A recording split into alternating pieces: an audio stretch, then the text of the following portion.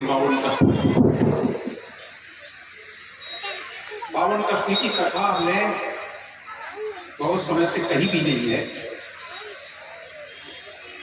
आज कुछ लोगों की इच्छा है कि साहब बावन कष्टी सुनाई जाए, और जो आज कथाएं हुई हैं वास्तव में अवसर ही नहीं लगता है कि हम कुछ कथाएं कह सके।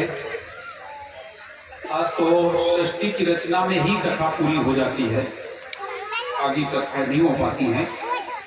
तो आप लोग अपने सदगुरु कबीर साहब को देखें कि उनके साथ क्या लोगों ने किया, कैसी कैसी यातनाएं लोगों ने दी। इस सत्य पंथ के संसार में स्थापित करने के लिए लोगों ने क्या क्या उनके साथ किया, उन सारी यातनाओं को सहन करते हुए आप आगे बढ़ते रहे। इस संसार में कोई भी अच्छा कार्य किया जाता है तो बाधाएं तो आती ही हैं। जो बाधाओं को पार कर जाए वही तो संत होता है। भक्ति में, सत्मार्ग में बाधाएं पैदा करने वाले लोग बहुत होते हैं, साथ देने वाले बहुत कम लोग होते हैं। और जो लोग साथ दे दें वही सच्चे साथी होते हैं। जो संकट में साथी बने वो साथी। हंसी खुशी के तो सब साथी होते हैं, लेकिन संकटों में साथी हो जाए और वो भी उस सत्य पंथ के लिए जहां पर इस जीव के उद्धार की बात, कल्याण की बात, जीव अपने लोक को चाहे। धर्मदास साहब पूछ रहे हैं, हे बंदी छोर, और आपके साथ क्या हुआ? कहते हैं सिकंदर बादशाह ने अपने लोगों के सहित सदगुरु कबीर को अपना पीर मानने लगा। जिस समय उसकी जलन की बीमारी खत्म हुई, उसी समय उसके मन में ये विचार आया और उसने मन ही मन सदगुरु कबीर को अपना पीर मानने लगा। मुसलमानों में गुरु को पीर कहा जाता है। काशीपुरी में देसी लोग, मौलवी, पुरोहित, वैद, कुनिया, मसखौवा लोग, इनको ये बात अच्छी नहीं लगी।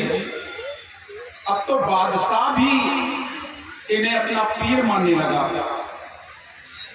सब मिलकर के बादशाह के पास पहुंच रहे। उस समय पर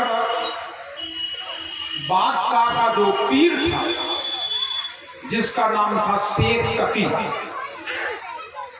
वो झूसी में आया हुआ था। झूसी किला है, इलाहाबाद आया हुआ था। उस बैठक को लोग तकिया भी कहते हैं। उसे शेख तकी के नाम से पुकारा जाता था।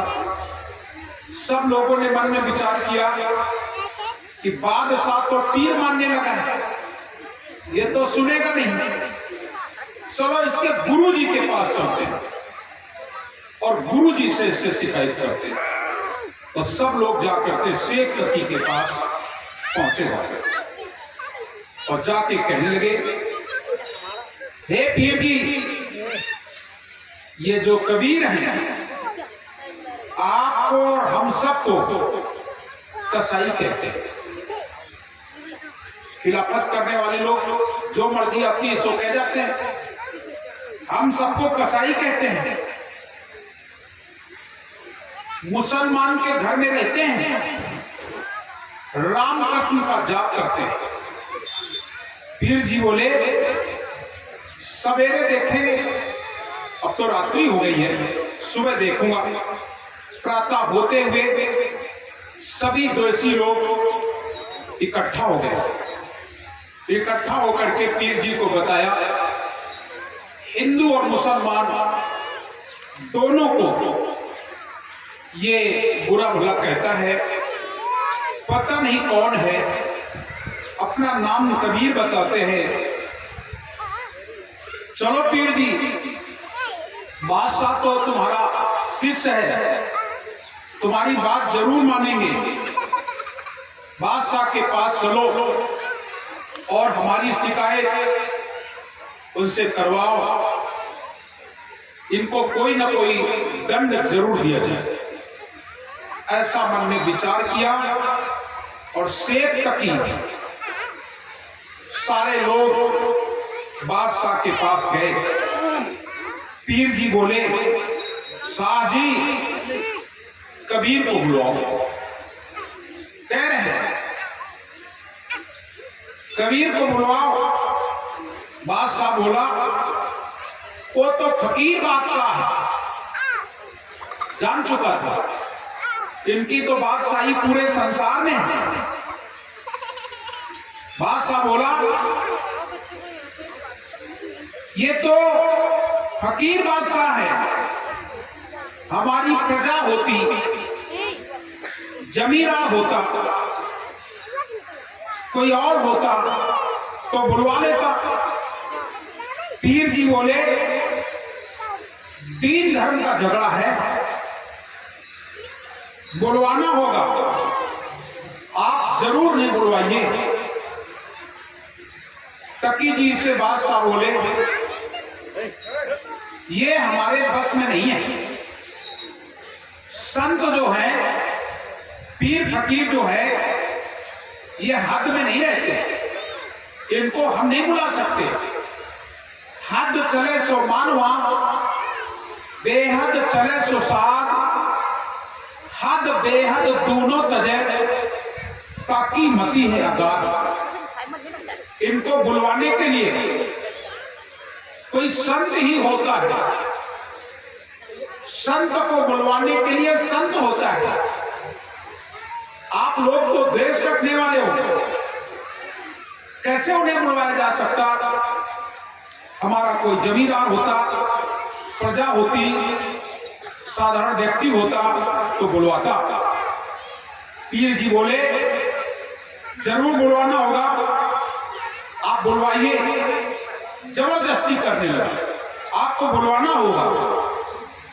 तकी जी बोले, प्यादों से, क्योंकि देखिए राजा का पीर है, तो जो पुलिस वाले थे वो लोग भी सोचते थे तो राजा का गुरु है, तो गुरु जी की बात वो लोग भी मानते। तो उन्होंने 4 पुलिस वालों को बुलवाया, जाओ कबीर को बुला के लाओ।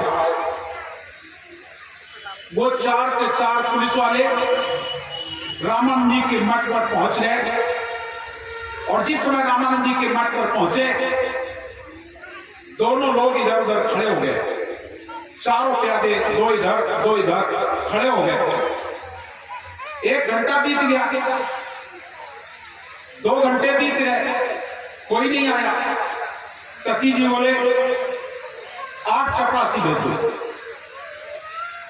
थोड़ी देर इंतजार किया, 8 चपरासी गए, वो लोग भी जाकर के इधर उधर खड़े हो गए, कुछ नहीं बोले। बोले 16 भेज दो, 32 भेज दो, पूरी पलटन भेज दो। सब के सब जो जाता वो रामानंद जी के मठ के आसपास चुपचाप खड़ा हो, किसी की हिम्मत नहीं पड़ती कि वो बोलने की आवाज ही नहीं निकल रही है। चारों तरफ पुलिस वाले खड़े हो गए, किसी ने कुछ भी नहीं कहा। आश्रम को घेर लिया पुलिस वालों ने। कैसे किसी की ताकत हो जो साहब कबीर के पास जाकर के आदेश करे? ऐसा नहीं हो सकता। सदगुरु कबीर के ऊपर कोई हुक्म चलाए, वो तो अदली अदल बादशाही है। साहब तेरी साहिबी सब घट गई समाय। वो तो अदल बादशाह है, सबके सब पर तेरी साहिबी पर तुम पर साहिब नहीं। कौन कहे? सब साधु जो बाहर से आ रहे थे वो घबरा गए। साधु लोग घबरा के बोले, स्वामी जी, बादशाह के प्यादे स्थान के चारों तरफ चुपचाप खड़े हैं, क्या करना चाहिए? रामानंद जी बोले, ऐसा कैसे हो सकता है? देख लो। देखा तो चारों तरफ पुलिस वाले खड़े हैं। सदगुरु कबीर से पूछा गया। रामानंद जी पूछते हैं, कबीर ये क्या है? सदगुरु कबीर बोले, स्वामी जी, ये बादशाह के वारंट सिपाही है, ये बादशाह के वारंट सिपाही हैं, मुझे पकड़ने के लिए आए हैं, मुझे पकड़ने के लिए आए हैं। स्वामी रामानंद जी बोले, आपकी महिमा आप ही जानो, आप किसके पकड़ में आते हो, किसके पकड़ में नहीं आते हो, ये तो आप ही जानो। कौन तुम्हें पकड़ता है, कौन नहीं पकड़ता है, आपकी महिमा कोई और नहीं जान सकता। साहेब तेरा भेद न जाने कोई, आप तो अविनाशी हैं, जो उचित है सो कीजिए।